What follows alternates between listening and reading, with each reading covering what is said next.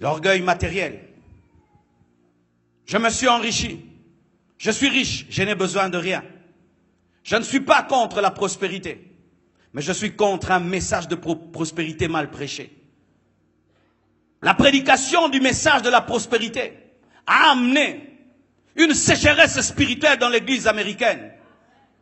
Au point où aujourd'hui, c'est difficile même de prendre certains d'entre eux, leur dire, viens prêcher en Afrique, il va te coûter 100 000 $. Alors que lui s'est converti gratuitement. Il faut que tu vires dans son compte en banque 100 000 $ pour qu'il vienne donner une prédication. C'est de l'escroquerie. Tu auras une voiture, tu auras une maison. Oui, cela est important, mais cela n'est pas basique. La Bible dit, cherchez premièrement le royaume des cieux et sa justice, et le reste sera donné par-dessus. Et vous devez savoir ceci dans la vie. Il y a le temps pour patienter, il y a le temps pour souffrir. La vie chrétienne est une formation. Ce n'est pas que tu te convertis aujourd'hui et tu auras tout du coup. Et ce n'est pas tout le monde qui sera millionnaire, ce n'est pas tout le monde qui sera milliardaire, mais Dieu verra que tu ne manques de rien. Si chaque fois nous devons prêcher maison, voiture, nous sommes des idolâtres, nous sommes des matérialistes. Et ainsi, nous jugeons la spiritualité des gens à l'église en fonction de ce qu'ils ont. Si tu es riche, donc tu es délivré. Archi faux. Il y a des riches qui sont possédés. Des riches qui sont possédés. Et si tu es pauvre, tu es maudit. Mes frères et sœurs, je vous dis, les apôtres n'étaient pas riches, mais c'était des hommes remplis du Saint-Esprit. On juge la grandeur d'un homme de Dieu en fonction de son compte en banque, en fonction de son jet, en fonction de sa veste, en fonction de sa cravate. Vous aurez, on vous prêche les poches au lieu de vous prêcher les cœurs. Alors que la Bible dit, je souhaite que tu prospères à tous égards, comme prospère l'état de ton âme. La prospérité doit commencer à l'intérieur, avant de se manifester à l'extérieur. Et la priorité de Dieu, ce n'est pas de remplir ton compte en banque, c'est de remplir ton cœur.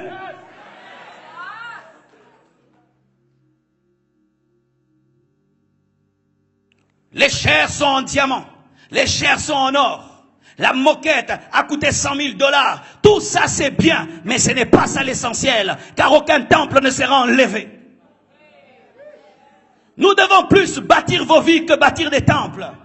Les temples sont importants pour nous protéger du froid, nous protéger de la pluie, mais ce n'est pas ça qui sera enlevé. Ce sont des hommes et des femmes remplis de l'esprit, convertis, changés, qui seront enlevés.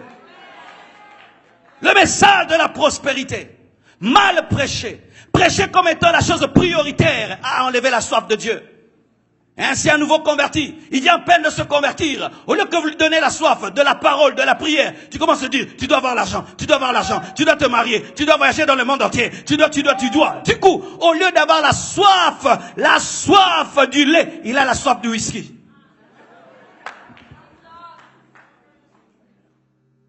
Béni soit Dieu, nous, pour les temps où nous nous sommes convertis. Pendant plus de 5 ans, tu n'entends même pas qu'on te parle que tu seras millionnaire. On te dit Jésus revient bientôt, Jésus revient bientôt, Jésus revient bientôt. Tu te sanctifies. Et puis un jour on dit, il faut aussi te rendre riche. Ah bon? Mais aujourd'hui, à peine converti, qui va m'épouser? Est-ce qu'un bébé pense au mariage? À peine converti, Dieu donne-moi une voiture. Est-ce qu'un bébé pense conduire une voiture? Au lieu de rechercher le baptême du Saint-Esprit, la communion avec Dieu, lire ton Nouveau Testament. Tu n'as même pas maîtrisé ton Nouveau Testament, mais tu veux compter des millions. Et la prédication se transforme en cours de marketing, de management, avec un peu de Jésus. Et les prédicateurs deviennent des marketeurs, au point où, sans même l'onction du Saint-Esprit, on peut prêcher ce qu'ils prêchent. Comment fonder ton entreprise? Comment bâtir ton entreprise? Oui, c'est bien, mais comment apprendre ça à l'université? Bien-aimés frères et sœurs, dans un pays aussi capitaliste, il y a le piège de ne prêcher que la prospérité. Et quand j'entends un homme de Dieu comme le pasteur Samuel, qui est ici aux États-Unis, et qui prêche ce qu'il prêche, ah, quel courage! Quel courage! Quand on regarde votre nation, les buildings sont grands, les voitures sont grosses, tout est gros, tout est grand, tout est gros. Les pizzas grands, tout est grand, tout est gros, gros. Les verres grands, tout est gros, tout est grand. Les voitures, les maisons, tout est grand, tout est gros, tout est grand. Et si tu peux pas avoir une petite voiture, si tu as une petite voiture, oh non, Dieu ne m'a pas béni, Dieu ne m'a pas béni. Il faut une grande voiture, une grande maison, une grande. Le matériel ne remplira jamais ton cœur. L'homme le plus heureux du monde n'est pas l'homme le plus riche du monde. Je répète, l'homme le plus heureux du monde n'est pas l'homme le plus riche du monde. Qu'on ne vous trompe pas. Si tu ne trouves pas le bonheur en Christ, l'argent ne te donnera pas le bonheur. Ce n'est pas que je suis contre la richesse. J'ai besoin d'argent pour être une source de bénédiction. J'ai besoin d'argent pour servir Dieu. Mais l'argent n'est pas mon maître. Je ne pense pas à l'argent le matin. Je pense à Jésus le matin. Mais aujourd'hui, les chrétiens pensent à l'argent dès le matin. Le matin, ils pensent à l'argent. Le soir, à l'argent. À la nuit, à l'argent. Ils rêvent même l'argent. Ils comptent l'argent en rêvant. S'il pêche, il a la paix. Mais si on lui vole l'argent, il perd la paix. C'est ainsi que même dimanche, vous acceptez de travailler pour gagner plus.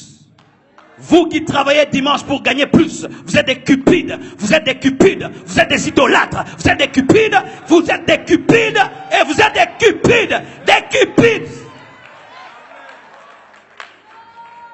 Et vous manquez la foi. Lundi, tu n'étais pas à l'église. Mardi, tu n'étais pas à l'église. Jusqu'à samedi, c'était boulot. Et puis ton chef te dit, mais si tu travailles aussi dimanche, je t'ajoute un petit 500. C'est vrai, un petit 500? Ok. Pasteur, aujourd'hui, je ne saurais pas venir jouer à la batterie. Cupidité. Cherchant à posséder et à posséder encore. Alors que la Bible nous dit que la piété est source de gain avec contentement. Le contentement d'être prêché à nouveau dans l'église. C'est un message de la Bible. Se contenter. Se contenter.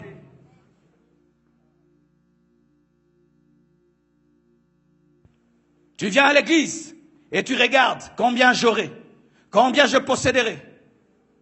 Si tu es dans une église qui a des fausses doctrines, mais tant que tu te retrouves financièrement, tu y restes. Tant que tu as l'argent, tu y restes. Tant que tu as des relations qui te donnent l'argent, tu y restes. La cupidité. C'est ce qui fait qu'aujourd'hui, les jeunes prédicateurs pensent au ministère en termes d'argent, en termes de prospérité, en termes de veste, en termes de cravate. J'aimerais devenir pasteur. Pourquoi? Ça permet de bien s'habiller. Ça permet d'avoir des belles maisons. Ça permet d'avoir ceci, d'avoir cela. Frères et sœurs, si tu sers Dieu pour la veste, deviens seulement un sapeur.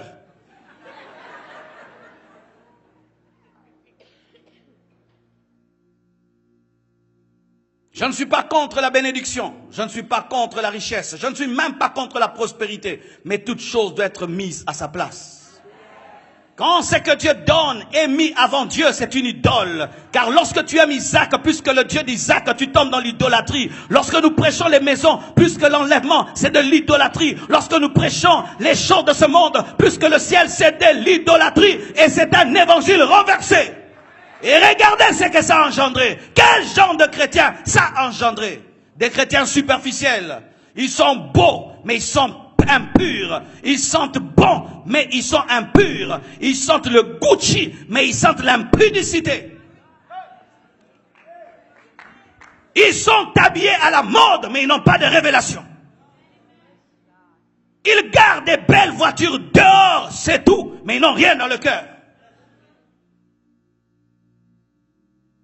Non que je fais l'apologie de la pauvreté et qu'il faut être pauvre. Non, tu dois nourrir ta maison, tu dois payer les factures, mais tu dois d'abord chercher Dieu, d'abord, et le reste te sera donné par-dessus. Cherche Dieu d'abord.